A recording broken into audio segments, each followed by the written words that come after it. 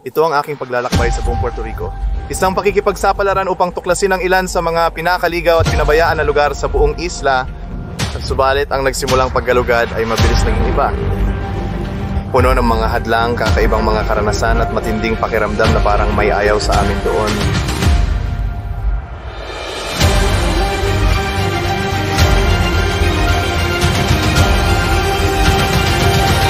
Doing sumpang road trip.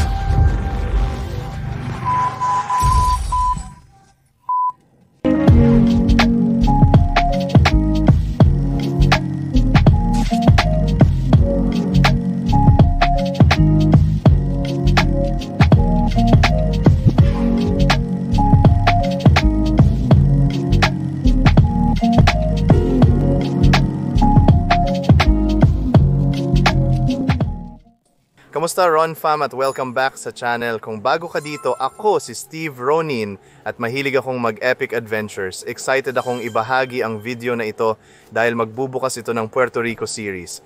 Pagkatapos ng Montserrat, pumunta ako sa Puerto Rico kasama ang kaibigan kong si Josh.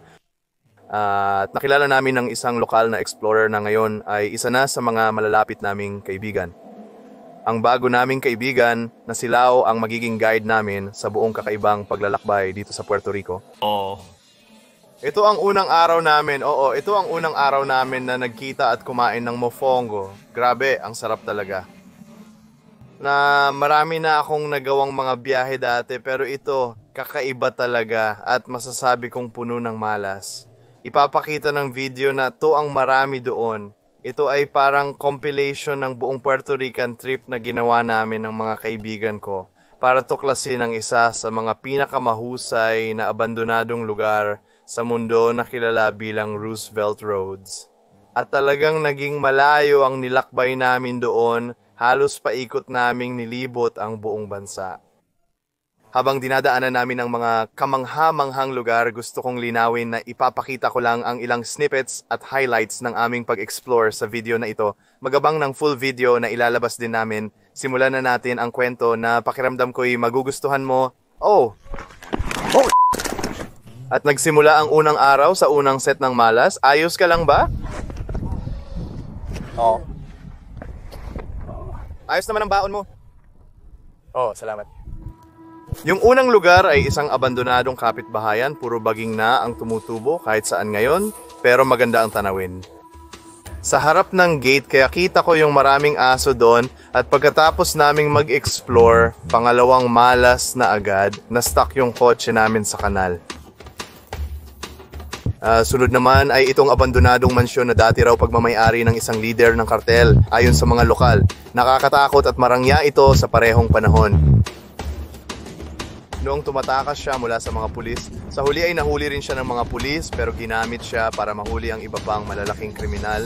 Isa ito sa pinakamagandang lugar na na-explore ko kamailan. Pero syempre, namatay ang baterya ng kotse namin mismo sa tabi ng mansyon na malas talaga ni Josh. Buong araw, puro malas si Josh. Nadapa siya, na-stuck kami sa putik at ngayon ayaw pa umandar ng kotse namin. Hindi namin alam kung bakit pero dahil sa pagiging paranoid namin, iniisip namin na baka yung tao sa likod namin ang may gawa. May isang sasakyan na itim nakaparada lang sa likod namin. Sa ikalawang araw namin, nag-check out kami ng isang abandonadong beach resort. Maganda siya sa kakaibang nakakatakot na paraan. Puno pa rin ng maruming tubig ang mga pool, balot ng baging ang mga gusali, at sa isang pagkakataon muntik na akong ma-stuck sa parang kumunoy. Ngunit sa ngayon, naging maayos ang araw at inakala namin na tapos na ang malas. Kakarating lang namin sa isang lugar na tinatawag na Boqueron at sa madaling salita, isa itong street food market. Maglalakad-lakad kami dito para kumain at tingnan ng lugar. Mukhang buhay na buhay dito. Ano ang bakala ito? Ito ay paboritong pritong isda. Napakasarap.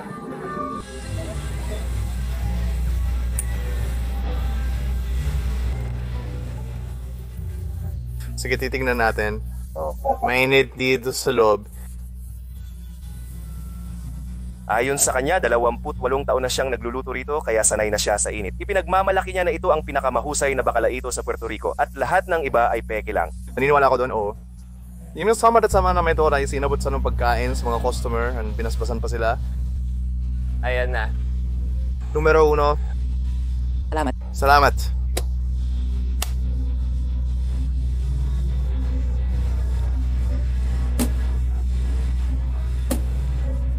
Lahat kayo, pumunta kayo dito at kumain kapag gusto nyo subukan itong bagay na to. Tingnan nyo ang lutong tingnan ng bagay na to. Eh na, tingnan nyo yung lutong. Narinig nyo yun, kailangan ba? Gusto ko na agad ito. Pagod na sa buong araw ng pag-shoot, ang sarap niyan sa bibig. Ang galing nito.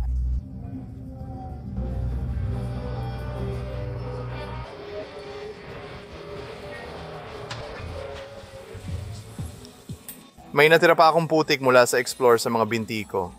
Mukha akong magulo ngayon sa harap ng lahat pero ayos lang siguro. Pero sa ngayon naglalakad ako dito sa kalsada at ang saya lang. Talagang magandang lugar ito para maglakad-lakad kasama ang mga kaibigan, pamilya at mga mahal sa buhay. Tikman mo ang sa akin. Sige, ayos lang. Hindi ako ang nagpapakain kay Steve. Ang galing nito, wow. Ang sarap nito, parang malambot. Yo, ang sarap ng karne ng pating. Tinatawag itong pincho, kaya siguro karne ng pating. Sa lahat ng isda na natikman ko na, ang karne ng pating ang pinakamasarap. Sa ngayon, Ang sarap talaga niyan. Ayun na naman, lumilitaw ang ulo niya. Parang iguana talaga na lumalangoy. Isa iyong halimaw mula sa Scotland, iyong halimaw na iyon. Wala akong ideya na marunong pala silang lumangoy. Halika dito bata. Halika dito bata. Para talaga siyang aso pero butiki. Ang ganda naman yan. Gusto ko yung maliit na bilog sa pisngi niya. Talagang kakaiba siya. Oo, parang may balbas siya. Hindi ko alam kung anong tawag doon. Pero parang totoong dinosaur na siya dyan. Guys, aalis na kami. Naiayos na namin lahat ng gamit sa sasakyan. Mag-e-explore tayo ng mga kakaibang lugar ngayon. Astig ang araw na to kasi mag-e-explore tayo ng isang lugar na parang set talaga ng Squid Game. Hindi ako nagbibiro. Pag abot natin doon, mauunawaan mo ang sinasabi ko. Magkatulad ang kulay, hugis, hitsura at disenyo. Medyo nakakabaliw. At pagkatapos noon, hindi ako sigurado, bahala na kung saan tayo dalhin ng Agos. Baka may mapuntahan pa tayong ibang lugar. Pero ang susunod pagkatapos ng Squid Game Castle. May isang abandonadong water park na sobrang laki at talagang delikado. Wow! Nilagay ko sa panganib ang buhay ko nung pumunta ako doon, kaya oo. Ano ang nagpapanganib dito? may isang plataforma doon na sobrang taas at puno ng butas. Uy, tumatawid siya sa kalsada. Oo nga. At nagre-relax lang siya. Pare, Sana hindi siya masagasaan. sana hindi. Marami na tayong nakitang nasagasaan sa kalsada. Literal na naglalakad lang siya sa bangketa. Literal talaga. Alam niya ang gagawin, hindi siya naglalakad sa kalsada. Kaya siya nabubuhay at oo, kaya siya matanda na. Survival of the smartest dito para sa mga iguana. Dumaan lang kami sa isang panaderya na kilala bilang panaderya. Matagal na naming gustong subukang makahuli ng isa. Noong bukas pa sila at nagsisilbi ng pagkain, palagi kaming pumapalya. Sa tingin ko, mga 6 na beses na kaming pumalpak. Pero nagising kami ng maaga ngayon at dapat ay may masarap silang pagkain, kanin at beans para kainin namin. Kaya kung mahilig kayo sa lutong bahay, ito ang perpektong lugar para pumunta at mag-enjoy ng masarap na Puerto Rican na pagkain, talagang soul food. Kanin at beans. Magkakaroon tayo ng magandang puwet nito. Hindi na ako kakain ngayon dahil minsan lang ako kumakain sa isang araw, kadalasan sa hapunan. Pero kailangan kong kumuha ng kahit ano dito para lang maipakita ang pagkaing Puerto Rican. Alam mo yon? Kumukuha ako ng mga tradisyonal na meriendas siguro. Oo. Anong tawag mo dito? Ito ay surulo na may keso, kaya parang pritong mais na may keso sa loob. May sito parang corn dog na may keso. Oo, yun din ang iniisip ko. Astig. Kukuha rin siya ng iba pa para sa akin, di ba? Oo, isang kesito. Ang kesito ay parang panghimagas o pangagahan, depende. Nasasabi ako para dito. Handa na ang lahat para sa masarap nilang gawain dito. Medyo nakakataba ito, bro. Para lang sa video. Para lang sa video, isa lang naman, hindi naman makakasama sa buong taon. Oo, pwede tayong lumabas pagkatapos at mag-explore. Tama, alam mo yun, walang problema. At may isa pa akong bagay, pero hindi ko alam kung ano yun. Parang isang biskwit. Oo, sa tingin ko yun nga yun. Kailangan kong subukan ito kaya palagi kong nakakalimutan ng pangalan. Ito ay surulyo de keso, parang corn dog, ngunit keso lang ang laman nito. Subukan na natin ito.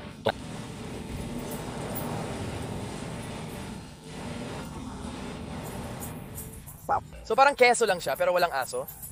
Sa madaling salita. Kawili-wili ito, pinaalala sa akin ng tinapay ang cornbread. Oo, sa madaling salita, ipakita mo ang loob. Oh, Parang yung galing. corn dog na may keso, tol. Gusto ko yan, sige. Ang sarap nun. Sige, subukan naman natin ngayon. Quesito. Isang quesito. Gusto ko ang glaze nito. Mukhang kamangha-mangha. Gusto ko ang paggigit mo sa gitna mismo. Mukhang pinakamasarap yung gitna. Wow. Ayos din. Oo. Parang croissant ito. Na may asukal sa ibabaw nito. Oo. May keso rin ito. Pareho ang sarap. Sigurado akong parang cream cheese or kung ano man. Oo nga, parang may keso sa loob niyan. Ayan na. Rompe dieta. Sobrang sarap. Babalik ako dito araw-araw tuwing umaga. Sana nga totoo. May ilang kakilala kami na pumunta dito at sinabi nilang inabandona na raw. Gumawa pa sila ng TikTok tungkol dito. Pero baka clickbait lang yon. Tara na, nasaan na ba na to? Sumisilip pa sa kanto. Pero oo, nakalagay sa Google na sarado. Pero baka sarado lang. Kasi bukas lang tuwing summer, alam mo yon, parang ganito. Pero nakalagay talagang sarado. Ang dami ko ng beses na dadaan dito at palagi kong inakala na bukas ito. Tingnan mo naman yan, parang bukas nga talaga. Tingnan mo yung kabayo, nakikita mo ba yun? Tila inabandona talaga ang kabayong yon. Sarado talaga yan. 3 linggo na mula nung huli kong review. Ano yon? Nakakuha ako ng libreng ticket doon, walang tao dito, nakita ko na sira ang... Oh, at ang lugar ay inabandona. Inabandona na ito. Sarado na, sarado na. Oo, ayos, maganda. Tama yan, tara na. Kastilyo ng Squid Game, heto na. Lahat. Kaya lang sa kasamaang palad, hindi kami nakapasok sa loob ng lugar na ito. Nakasalubong namin ang isa sa mga tagahanga ni Lao at marami siyang ikinuwento tungkol dito. Sabi niya, maaaring binibili na ito ng county dito, sinusubukan nilang ayusin. Pero sa kabuuan, inabandona na ang lugar na ito ng 4 na taon na. Sabi rin niya, may security daw sa loob, malamang may camera, hindi lang sigurado kung gumagana pa. Pero kung inaayos na nila ang lugar, baka gumagana na iyon. Pero ngayon, malamang kukuha na lang kami ng mga litrato at iyon na iyon. Biglang dumating ang mga pulis. May tumawag, sinabi raw may tao sa loob. Chinek nyo na ba sa likod? Sumilip ako sa likod para makita kung ano ang nasa loob, para makita kung ano ang itsura, pero yun lang naman. Sabi niya, yung mga tao sa likod ang tumawag ng pulis sa amin kasi parang nakita raw nila na may sumisilip sa likod. Sabi ko sa kanya, oo, sumilip ako kasi gusto ko lang makita kung ano ang itsura sa loob pero hindi naman kami pumasok. Sumilip lang talaga kami. Kaya naman, hindi na talaga namin susubukang pumasok dito kasi mahigpit talaga dito. Maging ang mga tao sa paligid ay nagbabantay din sa lugar na ito. Pero sige, ipapakita ng mga kuha ng drone ang lahat sa inyo at pagkatapos mag-e-explore kami ng iba pang lugar. Nang mamatay muli ang baterya ng kotse namin, akala namin tapos na ang malas.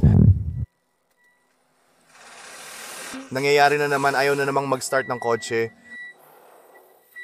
Hindi namin iniwan ang kahit anong ilaw na bukas kaya hindi iyon ang dahilan. Sira lang talaga ang baterya. Wala na rin akong ganang mag-explore gamit ang kotseng ito dahil pumupunta kami sa talagang liblib na lugar. Kaya, hindi natin mapagkakatiwalaan ng kotse na to. Oo, tara dun tayo at hingin natin sa lalaki. Napaanda rin tayo, parang gumagana lang ito tuwing 3 araw. Ayoko na talaga bros, hindi natin mapagkakatiwalaan ng kotse na to kahit kailan. Isipin mo kung nasa gitna tayo ng bundok. Saan tayo pupunta? Babalik pa ba tayo ng San Juan para kumuha lang ng baterya? Wala bang thrifty dito malapit? Duda ako dyan, i-google natin kung may thrifty. Eto na naman, si Trump ay nagsisimula na naman nito sa pangalawang pagkakataon. Ayos, maraming salamat. Ayos na tayo ngayon pare, maraming salamat.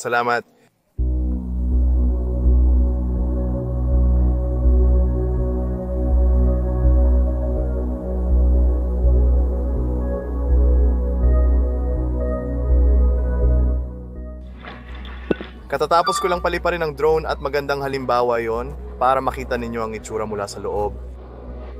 Maliit ang theme park kaysa sa inaasahan ko at kaunti lang ang rides. Mukhang astig naman talaga sila lalo na para sa mga litrato pero para sa akin parang kamukha talaga ng Squid Game. Sabihin nyo sa comments kung anong tingin nyo. Ngayon, pupunta kami sa isang lugar na tinatawag na Thrifty, pareho ng brand ng car rental na gamit namin. Buti na lang at may malapit dito, kaya hindi na namin kailangang bumalik pa sa San Juan. Ito lang din ang nag-iisang Thrifty dito sa timog ng Puerto Rico, kaya maswerte kami. Papunta rin kami ngayon sa isang abandonadong lugar. Sa tingin ko, mas marami tayong pagpipilian dito. Nire-recommenda rin na tuklasin yung Intercontinental. Intercontinental Hotel para tingnan kung available pa ito at kung ano pa man. Dismayado ako na di ako nakapasok sa loob. Sana may nakuhang TikTok doon, masaya sana yon. Kinuha ko na lahat ng kaya ko mula sa harap para makita sundan niyo ako sa TikTok. Pero buti na lang mababait sila. Wala kaming naranasang problema at pinahintulutan kaming umalis ng maayos. Salamat kay Javier sa pagtulong, papalitan nila ang aming baterya. Oo, kasi wala silang available na sasakyan. Pero sabi nila mabilis at madali lang daw kasi malapit na silang magsara. At siguro gusto na rin nilang umalis. Sana nga. Ay grabe, okay, interesante. Pero sobrang dali lang talaga. Oh, at least may ginagawa sila. Dinala ko lang yung kotse dito sa repair shop na sinabi ng car rental at papalitan nila yung baterya ng libre para sa atin. Buti na lang at magagamit pa rin natin yung parehong kotse, kaya ayos lang.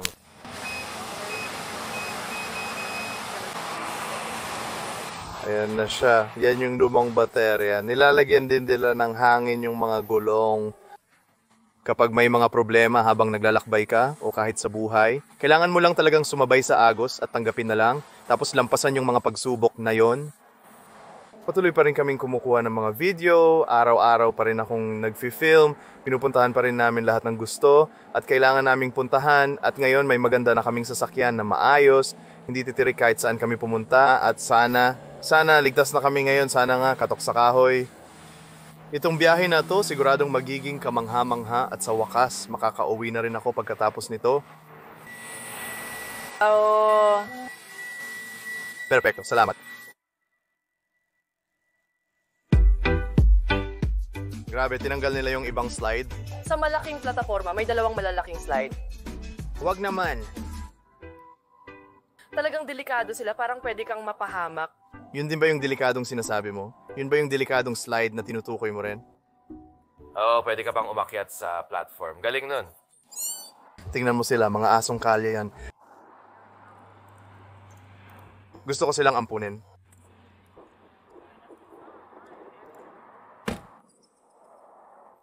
Ano, yung dati? Parang ganito lahat dati. Puno ito dati ng kung ano-ano. Nakabitin. May ilan pa itong mga bintana? At ngayon, parang Dati itong may mga bintana, grabe. Wow, todo linis talaga nila dito. Gaano katagal mo nang na-explore ang lugar na to? Mga 2 taon na siguro ang nakalipas. Hindi naman, pero ang dami na talagang nangyari sa loob ng 2 taon. Noon, punong-puno ito ng mga gamit. Dito ka papasok at magbabayad para makapasok. May mga restaurant din para bumili ng pagkain. Talagang punong-puno ito nung pumunta ako dito. Alam mo, ang ganda talaga nitong bahagi ng parke. Siguradong ang saya dito noon nung bukas pa ito. Alam mo, hindi pa ako nakakakita ng ganito pero dati daw puno ito ng tubig at gusto ko kung paano nila ginawa itong parang maliit na maze. Buti na lang maganda ang balanse ko, hindi ko naman siguro ako matutumba. Umiikot ako dito sa pamamagitan ng paglalakad sa mga pader. Iniisip ko kung ano kaya ang itsura ng bahaging iyon dati. Mahirap hulaan pero siguro ito ay bahagi ng water slide na tinanggal nila siguro. Ang daming maliliit na itim na ibon dito. Nag-i-enjoy din sila.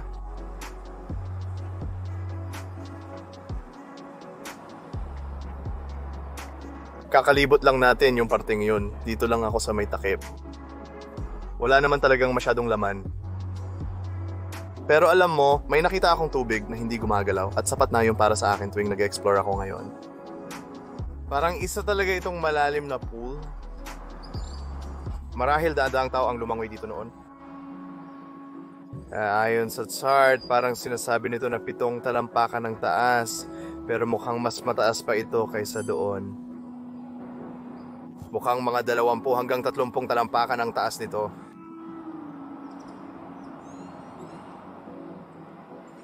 Grabe!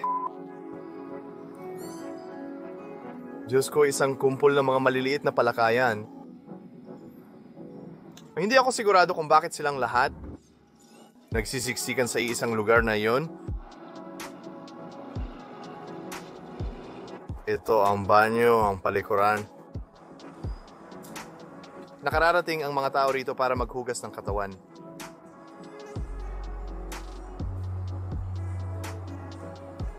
Siguro dito nakalagay ang mga inidoro. At makikita mo ang gusali. Sinubukan kong umakyat doon para makita ang mga slides mula sa mataas na tanawin, pero nilock nila siguro para protektahan ang radio tower na ito. Kwento nilaw sa akin na dito sa itaas ay may maliliit na food stalls kung saan pwede kang kumuha ng masarap na pagkain. Siguro may mga mesa rin dito dati. Mukhang pwede ka ring umupo dyan. Tingnan natin ang isa sa mga stalls. Ganito ang itsura nila.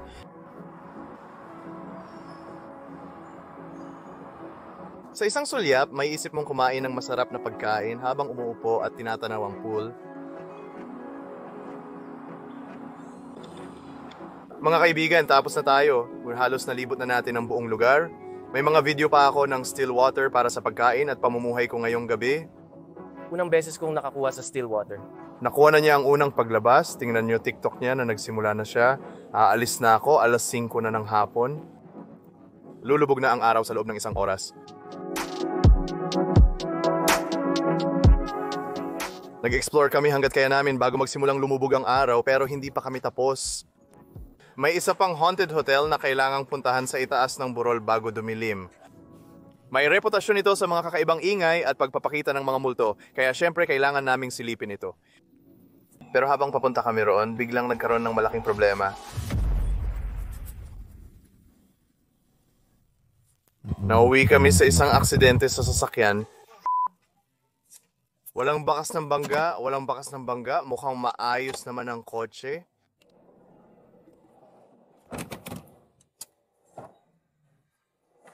Bumaba ako. Kasalanan ko. Ayos lang.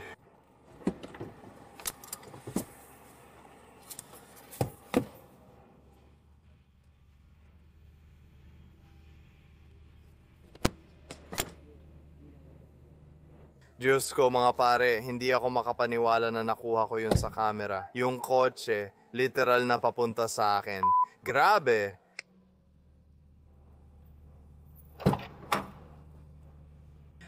Putsa, sobrang saya ko na hindi mabilis yung kotse. Papunta talaga sa akin yung kotse, bro. Literal na dito ako pupunta, na record ko lahat. Kung mabilis yung kotse, dudurugin talaga ako nun, pare. Siguro sobrang grabe ng magiging sugat ko. Hindi pa nangyari sa akin na yun dati? Ayos naman ang lahat. Ito lang ang nangyari. May insurance naman kami kaya sana. Okay lang ito. Hindi ko alam. Hindi ko alam ang gagawin. Sa pinsala, mga $1,000 ang aabutin ng pag-aayos. Pero sana tawagan nila ang insurance o baka gamitin na lang niya ang sarili niyang insurance. Hindi ako sigurado. Salamat sa Diyos at ligtas ako. Buti na lang at hindi seryoso. Yung isang driver ay bumagal ng sapat kaya walang nasaktan. Pero lahat kami ay nagulat at natakot. Aminin ko talagang nainis at nadismaya ako sa buong nangyari. Isa ito sa mga sandaling mapapaisip ka na talagang sinusubok tayo ng biyaheng ito.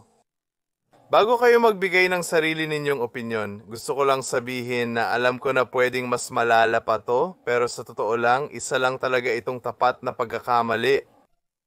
Medyo nadidistract namin sila habang nag-uusap kami at may mga camera pa kami kung saan-saan kaya sana huwag niyo siyang masyadong husgahan dahil sa nangyaring pagdaan niya sa stop sign. Pero Lau, alam kong natutunan mo na ang leksyon mo at sigurado akong master driver ka na ngayon at hindi na mauulit yon. At itutuloy pa rin namin ang biyahe papunta sa abandonadong hotel. Mukhang ito ay isang abandonadong... Mukhang may mga taong nakatira sa simbahan at ospital na to.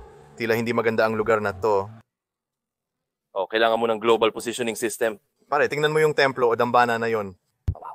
At yung tanawin, pare, literal na nasa Japan tayo ngayon. Medyo presko dito. Astig dito at yung mga hotel ay nasa taas pa, lampas pa sa burol na to sa kanan. Oo nga, tingnan natin yan. Handa ka na ba sa tanawing ito? Ano ba yan? Mukhang pinagmumultuhan talaga yan. Parang pinagmumultuhang hotel talaga yan. Maraming namatay dito mula nang nagkaroon ng landslide at dinala nila rito ang mga lalaki.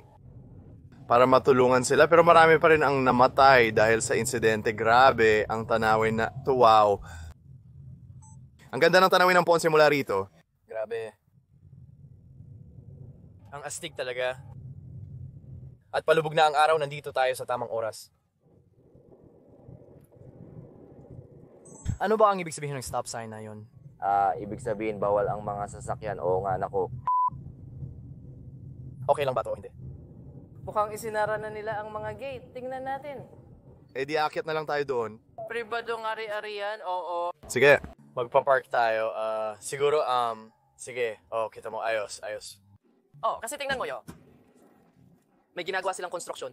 Malinaw na hindi nila gagawin at pababagsakin ito. Pero makikita mo ang tanawin mula rito.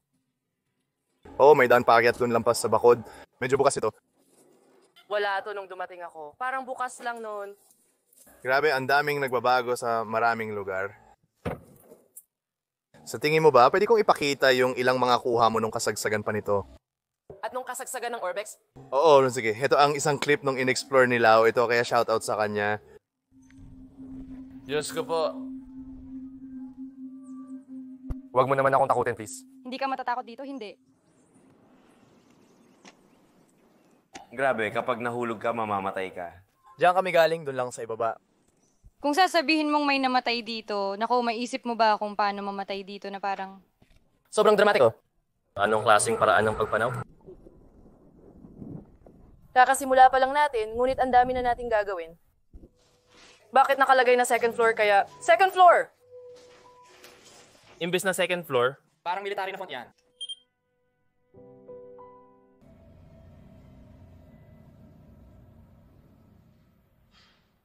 Makaka-apekto yan sa audio, pero...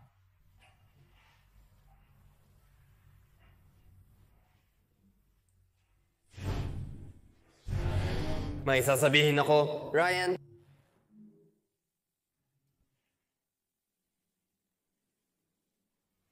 Ano yun?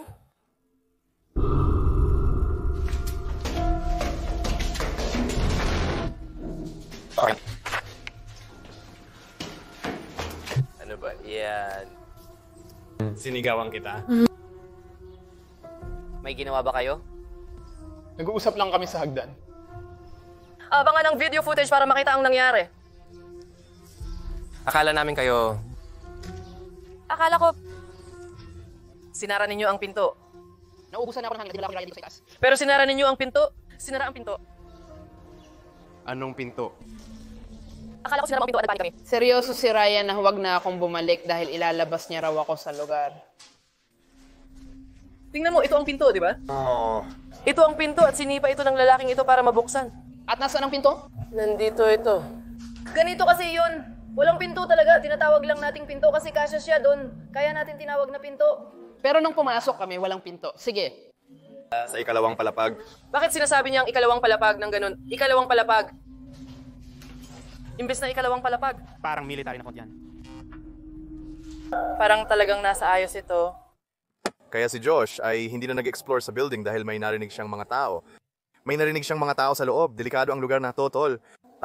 May mga sabi-sabi na may mga taong pumupunta rito tuwing gabi. Sabi-sabi na may mga gang na pumupunta rito tuwing gabi para lang tumambay. Kaya siguradong hindi ito magandang lugar, lalo na kung may dala kang mamahaling camera equipment. Maganda talaga ang tanawin dito kahit mag-isa ka lang. Gusto ko sanang bumalik dito o sana na-explore ko ito sa araw. Nakita mo na nagsisimula na silang magkonstruksyon, malamang para gibay ng lugar na ito. Sa isang banda, mabuti na rin na hindi natin ginawa at mabuti rin dahil baka totoo nga ang sumpa. Hindi natin yan kailangan ngayon, lalo na sa nangyari.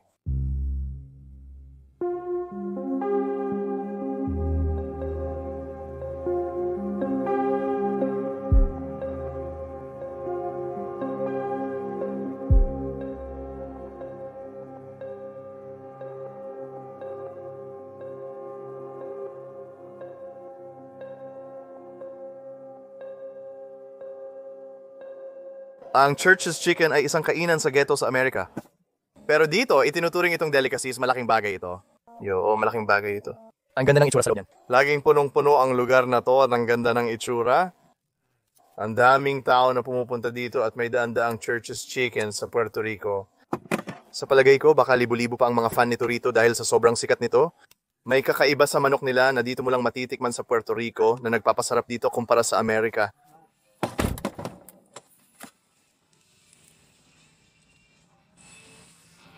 Sige, tingnan natin. Manok ng Church's. Hindi ko pa natitikman ang manok ng Church's dati.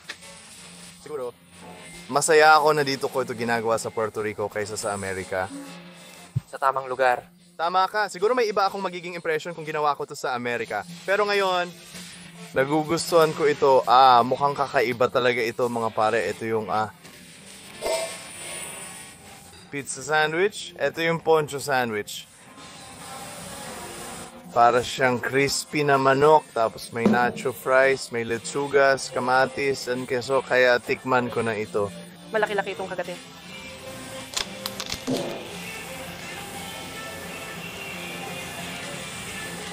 Ang interesting nito, ibig kong sabihin paano nagkaroon ng nachos sa isang sandwich, di ba? Imposible ito, kuya. Ay, hindi ko inasahan yun. Masarap talaga siya. Ang lasa niya ay parang chicken sandwich na may nachos. Kumuha ako ng coleslaw sa gilid. Ang sarap. Gustong-gusto ko ito. Tikman mo ang biskwit, kumuha ako. Ito ang kilala sila, ang biskwit. Sige, kukuha ako ng isang piraso. O gaya ng tawag natin dito, biscuits. Biscuits. Wow. Oo. Yan ang pinakamasarap na biskwit na natikman ko. Talaga ba? Hindi ko talaga gusto ang mga biskwit, pero grabe, gustong-gusto ko kung gaano kasarap ang crust. Talagang malutong at masarap siya. May parang glaze din doon. Oo nga, ang galing. Tapos na ang mission. Ayan na, kain na. Puerto Rico, ayos lang ako. Wow, ngayon susubukan ko na ang isang piraso ng pritong manok na ibinigay sa akin ni Lau ng buong buo.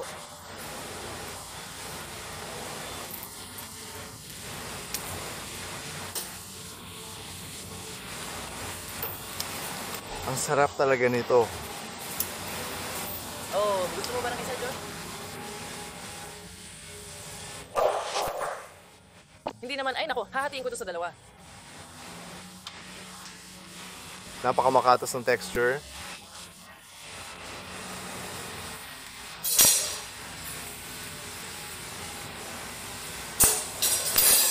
Naiintindihan ko na kung bakit maraming tao ang gustong pumunta ngayon sa Puerto Rico dahil sobrang ganda nito. Kailangan ko sigurong subukan ang Church's Chicken sa Amerika para lang magkaroon ng magandang paghahambing. Nasubukan ko na yon at talagang wala itong katulad dito, seryoso, hindi kasing sarap. Ibig kong sabihin, hindi ko naranasan ang ganitong kagandang karanasan doon, sigurado ako. Mukha ba itong ganitong setup? Hindi naman talaga, ibig kong sabihin, para lang malinaw, hindi naman mahalaga, pero nung naranasan ko yon, nasa Gary ako mga 5 taon na ang nakalipas, Gary, Indiana, 5 taon na ang nakalipas. Medyo magulo pa roon noong panahon na yon. Hindi ko alam. Narito na tayo sa huling mga araw ng ating biyahe. Kung babalikan ko, hindi ako makapaniwala na ang dami palang hindi magagandang nangyari. Natapos ang sunod-sunod na kamalasan pagkatapos ng aksidente sa kotse at buti na lang yon na ang pinakamasaklap at walang malubhang nasaktan, pero sigurado akong may anghel na tagapagbantay na laging nagmamasid sa amin dahil kahit may masamang nangyari. Madalas ay naliligtas kami dahil sa swerte o milagro. Madalas alam mo parang nararamdaman kong malas talaga ni Josh iyon. Kasi nagsimula lahat sa kanya at yung kotse ay siya rin ang nagrenta. Kaya hindi ko alam, Josh. Hindi ko alam kung anong ginagawa mo ngayon. Pero sana wala ka ng malas ngayon. Simula nung biyahe na yon, wala na akong naranasang masamang pangyayari. At sa wakas, pagkatapos ng lahat ng kaguluhan, aberya at muntik-muntikan na, nakarating din kami sa Roosevelt Roads.